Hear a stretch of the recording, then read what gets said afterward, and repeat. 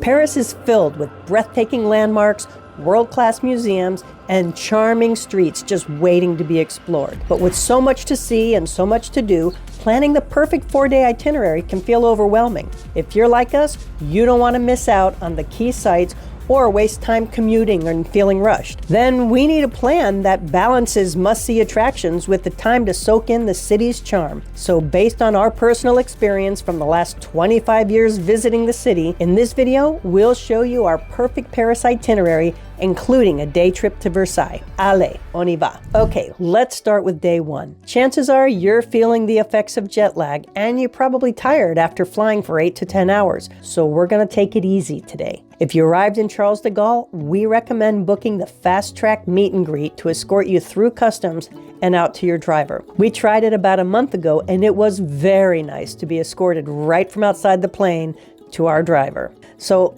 let's drop off the luggage at your hotel and start exploring the City of Lights. And it should be about lunchtime by now, so let's go get something to eat. You're probably ready for some of those dishes you've been dreaming about. Now, most restaurants close at 2:30 and won't open again before 7 p.m. And your best bet is to go to a service continue restaurant. Let's head over to the Pied de Cochon near Les Halles and have something delicious like their nice French onion soup or a charcuterie platter. After lunch, we're pretty close to some of the most beautiful covered passages in Paris, so let's start with the Passage du Grand Surf. Then we'll head over to the Vivienne and the Passage des Panoramas and finish with the Passage Geoffroy. I'll put a link with the walking directions in the description below. Now it's time to head back to your hotel to freshen up for the evening. And for your first evening in Paris, we recommend booking a tour in a vintage deux chevaux so you can see the whole city and get the lay of the land. And they will pick you up right at your hotel, and that's super convenient. We've done it a few times, and it's a lot of fun. You get to see all of the major monuments of Paris, and you go through Montmartre. But best of all, you end the ride at the Eiffel Tower with a glass of champagne to enjoy the twinkling lights. Now, this has been a long day, and it's time to get some rest. Tomorrow will be a lot of fun, but don't forget to set your alarm clock. The jet lag in the morning may be rough for some. Good morning and welcome to day 2. Now, if you're like me, this is when you'll feel the jet lag and won't want to get out of bed. Or if you're like Colleen, you're just too excited to start exploring. In any case, let's start the day with a delicious breakfast pastry like a pain au chocolat or an almond croissant. And a strong double espresso. And by the way, we call it an espresso in Paris. Espresso is what you have in Italy. There are bakeries at almost every street corner in Paris, so it shouldn't be hard to find one nearby. But we've put together a list of our favorite bakeries around Paris, so check out the link in the description. Once you caffeinated, let's head to the Trocadero. From there, you'll get the best daylight reveal of the Eiffel Tower from this beautiful terrace. Now beware of scammers and pickpockets here. There is not much to do here, but you can get some amazing shots and selfies. Now head to the Eiffel Tower by foot. And the bridge between the Trocadero and the Eiffel Tower is now close to traffic, so that's another spot to get some great photographies. If you want to climb the Eiffel Tower, you'll need to have bought your ticket in advance. And I'm gonna put a link to the official website in the description below. Now a couple of hours for the Iron Lady should be sufficient. Once you're back on the ground, head to the iconic Alexander III Bridge and take it all in. Built roughly around the same time as the Eiffel Tower, the views are breathtaking. From there, either take a stroll behind the Petit Palais to see the bouquet of tulips, or take a quick visit to the Petit Palais, which is a fine art museum and is free. Now, let's head to the Place de la Concorde to take a few pictures and walk through the Tuileries Gardens. The Tuileries Gardens are nestled between the Louvre Museum and Place de la Concorde. It's a stunning 17th century park designed by Le Nôtre, and it features manicured lawn, elegant fountains, and sculptures. It's perfect for a relaxing stroll. A favorite for locals and tourists, it offers a peaceful escape from central Paris. Now it's time to grab some lunch, and you'll have plenty of options around you. You can grab a quick sandwich at Beau and Me or sit at a nearby cafe to get some rest. In this area, we love Café Delarac or Le Petit Vendôme near Place Vendôme. After lunch, The Opéra is a quick walk, and that's our next visit. You don't need to buy your tickets in advance, but I would definitely visit this architecture masterpiece. The interior is simply gorgeous. The Opéra Garnier is a masterpiece of Beaux-Arts architecture. It was built in 1875.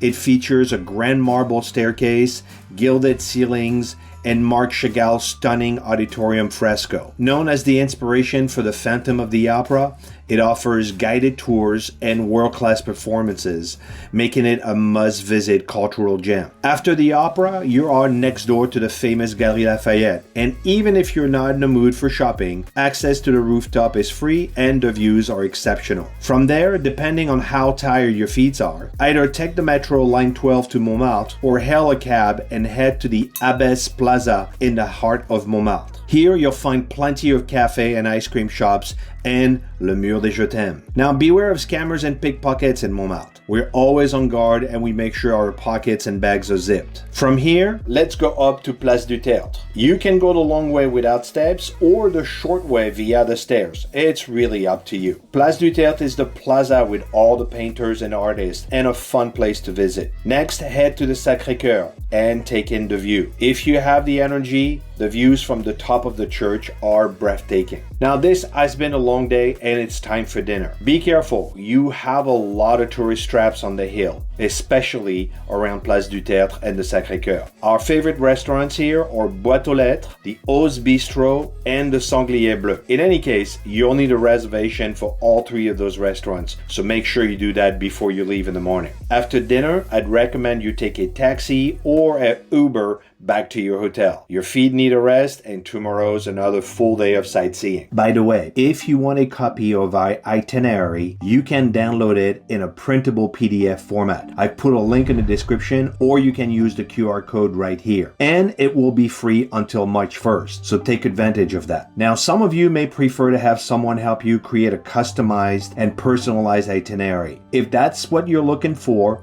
I've put a link in the description, or you can scan this QR code to book a consultation with a professional itinerary builder. Good morning and welcome to day 3 in Paris. After breakfast today, we're headed to the most visited museum in the world, the Louvre. For the Louvre, I would highly recommend booking a tour guide. It's 9 miles of galleries with over 30,000 art pieces on display. We've been there many times and we still get lost sometimes. It's a massive museum split into 3 giant buildings on multiple floors. A guide will help make sure that you see what matters to you most, and you should be able to do that in just a couple of hours. We put a link in the description to some of our favorite guides, and if you want to do it on your own, you'll need to get your time-stamped ticket way in advance. After the visit to the Louvre, let's head over to the Palais Royal with the iconic striped columns. It's right across the street from the Louvre, and you don't need a tour guide or a ticket to get in. It's free, and it's another great place for taking pictures and selfies. Now let's grab a quick lunch at Le Grand Colbert, which is right behind the Palais Royal,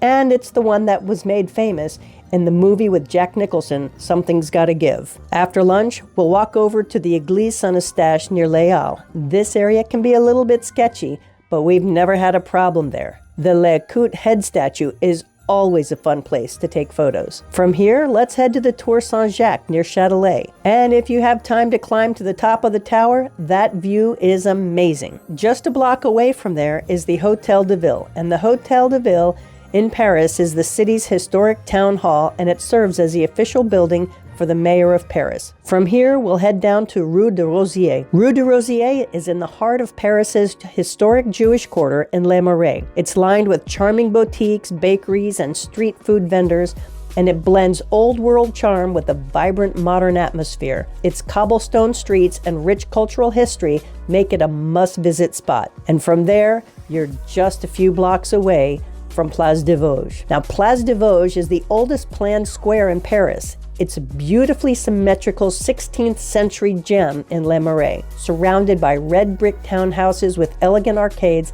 and it offers a peaceful escape in well-manicured lawns and shaded benches. This was once the home to Victor Hugo, and it is a perfect spot for strolling, picnicking, and soaking in the Parisian charm. It's also home to the famous La Carrette Tea Salon if you're in the mood for a hot chocolate, which is far better than Angelina's in our humble opinion. Here you can visit Victor Hugo's home, do some window shopping, or sit in the grass for a picnic and relax. This has been another long day, and we'll have a quick dinner before heading back to the hotel. We have tons of options all around Place des Vosges, and we chose to have our dinner at Chez Genou. Chez Genou is a lively provincial bistro known for its southern French cuisine, warm ambiance, and an impressive pastis selection. With its cozy decor and buzzing atmosphere, it's famous for dishes like ratatouille, steak tartare, and a decadent mousse au chocolat served in a big tureen. And now it's time to head back to the hotel to get some rest. Today, after breakfast, we'll take a day trip to the city of Versailles to visit the castle. Visiting Versailles Castle is an unforgettable experience, offering a glimpse into French royal history